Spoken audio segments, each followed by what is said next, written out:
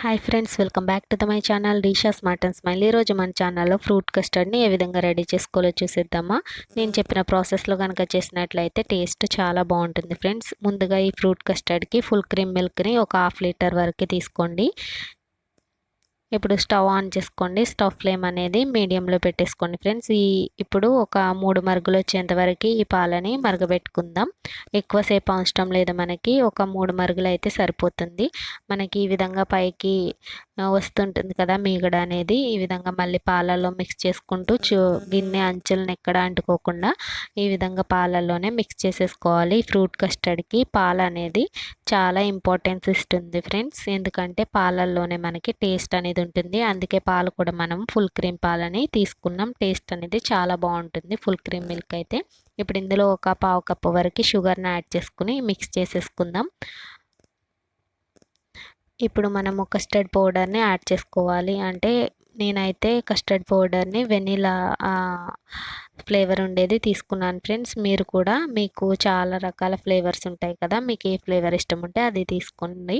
ఇప్పుడు ఇందులో ఒక 2 టేబుల్ స్పూన్స్ వరకు కస్టర్డ్ పౌడర్ని యాడ్ చేసి ఒక పావు కప్పు వరకు పాలని తీసుకుందాం. అంటే మనం ముందుగా హాఫ్ లీటర్ పాలు తీసుకున్నాం కదా, అదే పాలని ఒక పావు కప్పు వరకు ఉంచుకోండి. ఇప్పుడు దీన్ని ఈ విధంగా ఎక్కడ ఉండలు లేకుండా మిక్స్ చేసేసుకోండి ఫ్రెండ్స్. ఈ విధంగా మొత్తము ఎక్కడ ఉండలేకుండా మనము ఈ కస్టర్డ్ పౌడర్ అనేది చూడండి బాగా మనం మిక్స్ చేసేసుకున్నాం కదా. ఇప్పుడు పాలు కూడా మనకి షుగర్లో మరుగుతూ ఉన్నాయి కదా. ఇప్పుడు మిశ్రమాన్ని పాలల్లో యాడ్ చేసేసుకుందాం ఫ్రెండ్స్. పాలలో యాడ్ చేసుకుంటున్నప్పుడు మనము గరిటెని తిప్పుతూ యాడ్ చేసుకోవాలి. ఎందుకంటే వేసిన వెంటనే మనకి కస్టర్డ్ పౌడర్ అనేది ఉండలు కట్టేస్తుంది. పాలల్లో వేడిగా ఉంటుంది కాబట్టి పాలు అనేది చూడండి ఈ విధంగా మిక్స్ చేస్తున్నట్లయితే మనకి ఒక 5 నిమిషాలకి కస్టర్డ్ పౌడర్ అనేది కొంచెం చిక్కబడిపోతుంది. అప్పుడు స్టవ్ ఆఫ్ చేసేసి పక్కన పెట్టేసుకోండి ఫ్రెండ్స్. ఇప్పుడు ఇది అనేది పూర్తిగా చల్లారిన తర్వాత దీనిపైన మూత పెట్టేసుకుని ఒక 2 అవర్స్ ఫ్రిడ్జ్లో పెట్టేసుకుందాం. ఒక 2 అవర్స్ తర్వాత నేను చూపిస్తున్నాను ఫ్రెండ్స్. చూడండి మనకి కస్టర్డ్ అనేది చల్లగా రెడీ అయిపోయింది మనకి. ఇందులో మనము ఎన్ని డ్రై ఫ్రూట్స్ అన్నా యాడ్ చేసుకోవచ్చు, ఎన్ని ఫ్రూట్స్ అన్నా యాడ్ చేసుకోవచ్చు ఫ్రెండ్స్. మనకి ఎన్ని ఎక్కువ యాడ్ చేసుకుంటే అంత టేస్ట్ అనేది బాగుంటుంది. చూడండి ఈ విధంగా మనము ఫ్రూట్స్ అన్ని కట్ చేసి పెట్టేసుకున్నాం కదా.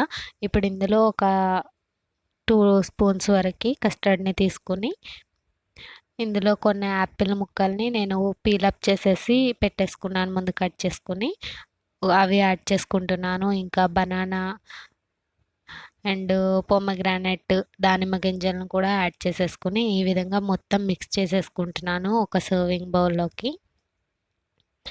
ఇప్పుడు ఇందులో డెకరేషన్ కోసం కొన్ని కాజుస్ అండ్ దానిమ్మ గింజల్ని పైన యాడ్ చేసేసుకున్నాను ఫ్రెండ్స్. అంతే ఫ్రెండ్స్, ఎంతో మనకి టేస్ట్గా ఫ్రూట్ కస్టర్డ్ అనేది రెడీ అయిపోయింది కదా. అండ్ ఇంకొకటి ఏంటంటే ఈ ఫ్రూట్ కస్టర్డ్కి ఫుల్ క్రీమ్ మిల్క్ అయితేనే మనకి టేస్ట్ అనేది చాలా బాగుంటుంది ఫ్రెండ్స్. ఇంకెందుకు మరి ఆలస్యం, ఈ ఫ్రూట్ కస్టర్డ్ వీడియో కనుక మీకు కనుక నచ్చినట్లయితే ఇప్పటి వరకు మన ఛానల్ని చూస్తూ సబ్స్క్రైబ్ చేసుకోకుండా ఉన్నట్టయితే సబ్స్క్రైబ్ చేసేసుకోండి, లైక్ చేయండి, షేర్ చేయండి. Thank you for